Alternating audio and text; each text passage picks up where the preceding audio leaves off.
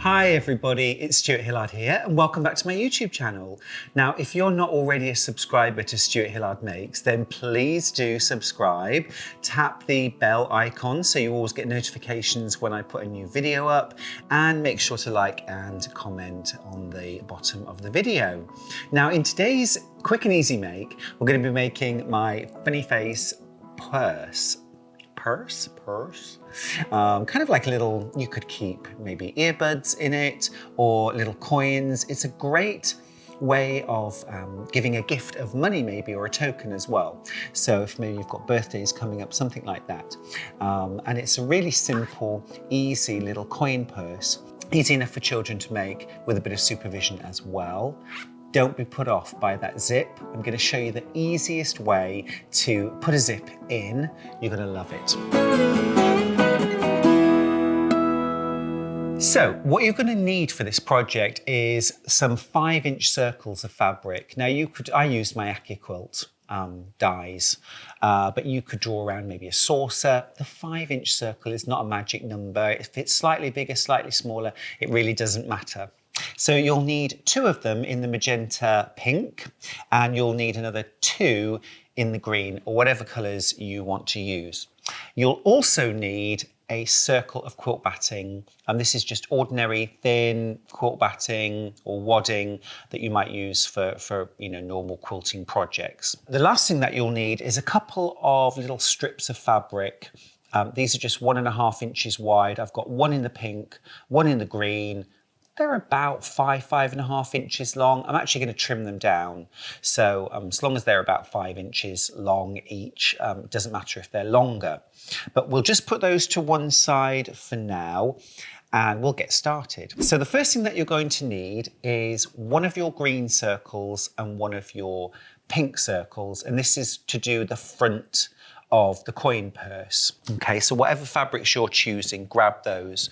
And what I'm going to do is I'm going to fold that circle in half, pretty side to pretty side, and I'm going to press it. And I find when you're using an iron, it always helps to turn it on. They get hotter that way. So bear with, okay. So that's pressed, so wrong side on the outside. And then we're going to do exactly the same with the pink, which is for the other part of the face. Pretty side to pretty side, and just fold it in half. Oh gosh, see now it's warm, it's actually pressing much better. You're also going to need a zip. And this is for the mouth, the teeth. So I suppose if you were doing these for maybe Halloween, you could use red, green, orange, purple. I want my funny face to have nice white teeth. So I'm going to use a nice white zip. And it's really important that you use a plastic zip, a zip with plastic teeth rather than metal teeth, because you're actually going to be sewing over the zip itself, over the teeth. And you can sew over plastic teeth, but you definitely don't want to try and sew over a metal zip. Okay, so what I'm going to do is I'm going to grab the first piece of fabric, the circle that I folded in half, and I'm going to lay my zip inside it. And you want the right side of the zip, that's the one with the zip pull, facing upwards, and the pretty side of the fabric facing upwards as well. And we're just going to fold the fabric down. Now you can see here my zip is longer than my circle. I think this is maybe a 9-inch zip, something like that. It was just one I picked up really cheaply. So I've sandwiched the zip into the fabric, and the right side of the zip is facing upwards against the pretty side of the fabric. And what I'm going to do is I'm going to sew along this folded edge with my sewing machine. Now I've just got some neutral thread in my machine. And what you want to do, if your needle position needs moving, you can just use the stitch width adjustment and just move it over very slightly so it's a little bit closer to the zip. Or if you're using your 1/4-inch foot, then you'll probably find that it's quite near to the zip anyway. So I've just lined up the edge of the foot with the zip. And now what I'm going to do is I'm going to sew along. And all the time I'm sewing, I'm keeping the edge of the foot pressed up against the teeth of the zip. And that's keeping me on the straight and narrow. Okay, so once you get past the zip, just cut your threads. And then what you're going to do is open the circle up. Okay, so you can see I've attached the zip there and we've got a seam. So here we need to press this, and I can do that with my fingers. And then I'm also going to press the other circle back up so that both half circles are kind of laying on top of each other. So do it with your fingernail first of all, and then just carefully press it from both sides. And there we go. So now I've got the zip actually stitched into that fold, and we've got the right sides on the outside of the fabric. And just at this point, it's really worth checking that you've got the pretty side of the fabric and the right side of the zip both on the right side. Okay, so we've done half of the front of our purse. Now we can grab the other circle that I pressed, and now I'm going to do exactly the same thing. So this time, working from the other side of the zip, I'm going to put the right side of the fabric against the zip. And I just want to make sure that both circles are nicely lined up with each other. And then same thing as before, sew along the edge of the fold in the fabric, using the presser foot up against the teeth. It's an easy way to put a zip in, isn't it? I remember you used to get really frightened of putting zips into things. I used to avoid them at all cost. But, you know, like everything, there's an easy way to do things and there's a difficult way to do things. This is a nice, easy way. So same again as before, you're going to push the fabric back with your fingernail, crease it back so that both halves of the circle lie on top of each other, and then give it a quick press. Okay, so now you can see we've got the zip inserted. And what's really nice about this technique is it leaves plenty of the fabric either side of the teeth showing. That's what really creates that kind of big smiley mouth on your funny face coin purse. Zips always look nicer if you've got a bit of top stitching. So I'm going to do a little bit of top stitching either side of the zip. I'll use a slightly longer stitch length. So I'm going to increase my stitch length to 3. My default setting on this machine is 2.2. So it's just going to take it that little bit longer. And then I'm going to sew one side and then the other. I'm using a kind of creamy white thread here, which sort of blends rather nicely with both of my fabrics. Top stitching all done. I'm almost there with the front of my coin purse. The only other thing I need to do, add some eyes.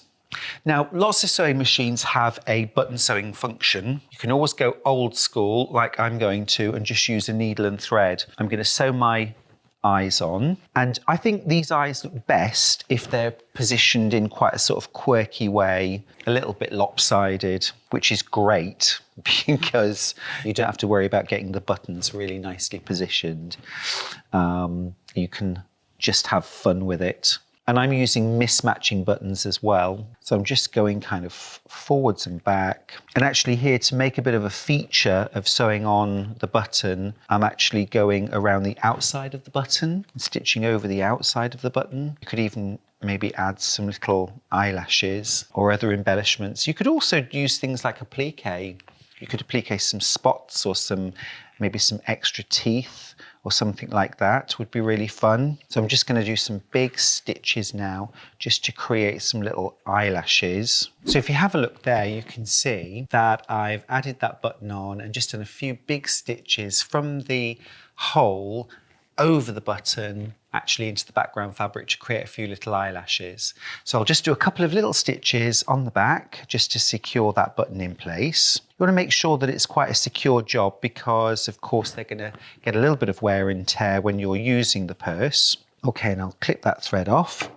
And then I'm going to do exactly the same for my other eye, but I'm not going to try and position them so that they're really nice and even. I want my face to look quirkier than that. This would be a great sewing project to do with children, just to get them into sewing and, you know, maybe try something different.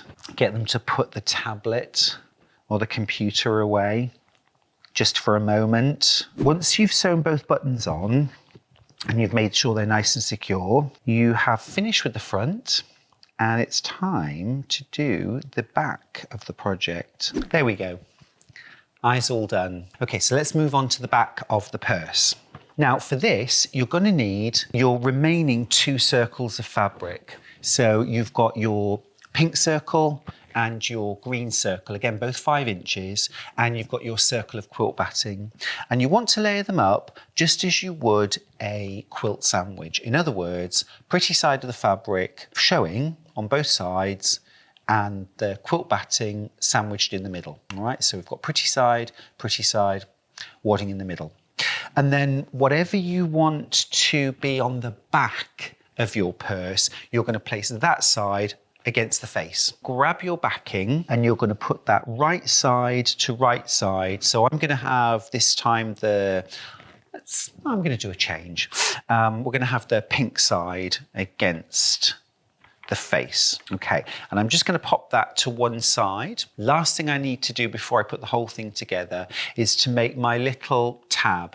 Now this tab is good for when you're actually sort of doing the purse up, so you can hold on to it, but also you could attach this to a key ring. You could add a little D-ring there as well, so it could be clipped onto something, keep it nice and secure. So it's quite useful to have that little tab. So this is where you're going to use your 2 little strips of fabric, about 1.5 inches by about 5 inches, and you want to put them right sides together. Just going to even up one end. Okay, and then what you need to do on your sewing machine is just with a normal stitch length now, you're going to sew down the sides about 1/4 inch seam allowance. So sew both long edges, and then you also want to sew across one of the short edges as well. So we're sewing on 3 sides, just leaving one short edge open. Grab a chopstick, and then I'm just going to make a little indentation in the short closed end. Now it's only a narrow strap this, so using the chopstick really helps. So I'm going to push the chopstick against that little indentation and then pull the strap onto the chopstick, just like you're putting a sock on, and then push out the sides, get it all nice and flat, and then we'll just give it a little press. Now we want an open-ended strap here. We don't want a closed short end, but I can just cut that off. And turning it is so easy when you've got a closed end. So I'm going to shorten that down. I've shortened that down to about 3 inches. Last thing I need to do, bit of top stitching just down the long edges. Same down the other side. And the last thing, fold it in half. And then I'm just going to insert this into my funny face purse. Now then, I'm going to have it over this side, so the closed end of the zip. I'm going to put the raw edges against the zip, and I'm just going to stitch about 1/8 inch across to attach. Make sure that the folded part of your tab is facing inwards. And once you've sewn it once, go back and sew it another 2 or 3 times. Just really helps to reinforce this. I like to do that on anything like a bag handle or a strap. Just like to reinforce it a few times, because that's the bit that's going to get lots of wear and tear. So you can see now I've got that attached, folded edge facing inwards, and it's nice and secure. Don't worry about the fact that the zip's too long at the moment. We're going to trim that off in a few moments. Okay, so last of all then, grab the back of your purse. Now, once you've got your little strap attached, you're going to need to close the end of the zip. So at the moment, if I do that zip up, so I'm going to undo the zip, keep the edges together of my zip, and I want to just stitch across this end of the zip just to hold it close. So push the teeth together, and again, go back under your sewing machine and just very close to that raw edge, you just want to stitch a couple of times over the teeth. And that's just to hold them together. It just stops the zip kind of gaping open as you're putting the whole purse together. Okay, that's secure now. You can see I've just held the zip together with a bit of stitching, which is just going to help when I put the whole thing together. Now I can trim my zip off a little bit now. Just trim the ends down a little bit. Plastic zips are really easy to cut with a good pair of scissors. And now get the back of your purse and place right side to right side. And make sure that your zip is open, at least a little bit. And then you're just going to sew all the way around the outside edge. Use about 1/4 inch seam. Now this is construction, so we want to make sure that we're using quite a short stitch length. And whenever you're sewing a curve, you want to try and move your fabric around while you're actually sewing. You'll get a nice smooth curve that way, rather than constantly stopping and pivoting. Another way to get nice smooth curves when you're sewing is to use a shorter stitch length. So I've stitched all the way around the outside edge. What I'm going to do now is just trim my zip right off, even with the edges. And then last thing before I turn it through to the right side is I just need to finish off these raw edges around the outside. Now something like a zigzag stitch will do the job perfectly well. You could use maybe something like an overlocking stitch if your machine does that. I'm going to use stitch number 11, and I'm just going to quickly zigzag all the way around the outside edge, and that'll just help neaten up those raw edges a little bit. Now, last thing, let's push this zip open, wiggle it back, and then turn the whole purse through to the right side. Push out the edges. Again, you could use your chopstick to do that. Just push that bit up there as well. If you're going to give it a press, make sure you don't press it on the buttons. And there we go, it's all finished. My little funny face purse, all done, all fully lined. Just don't forget, before you give him, pop a couple of coins inside. There's an old superstition, certainly in Britain, that you should never give a purse without a little bit of money inside it. So that's all ready to go. And a great quick and easy make, brought to you by Stuart Hillard Makes. Hope you've enjoyed the tutorial. Make sure to like and comment, and do send me pictures of your makes too. I love to see when you've made one of my projects. Till next time, thanks for watching, take care and happy sewing.